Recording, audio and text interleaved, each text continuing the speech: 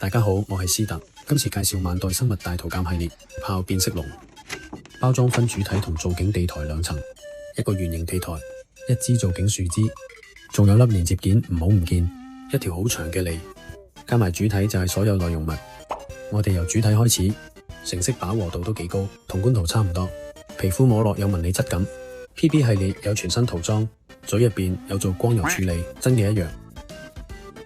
眼珠可以隨意轉動，前肢去到腕部都有關節，算係幾靈活。手掌可以打開啦，有裝位方便固定。後肢嘅關節更加靈活，由頭到尾有好多段活動關節，上下左右都有足夠嘅扭動幅度，包括條尾。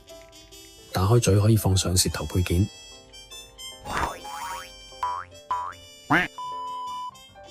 擺埋地台造型一齊睇下，樹枝嘅大細啱啱好，底部位置仲有分支，可以叫埋朋友嚟玩。今次呢隻變色龍整體造型望落都幾真實，可以擺到好自然嘅姿態，皮膚質感都唔錯，樹枝造景同埋配件都幾好玩，可以玩到呢個水平嘅四腳爬爬。瞄準萬代 PP 系列就冇錯啦，系列嚟緊仲會推出中絲蜥蜴，有興趣記得留意下。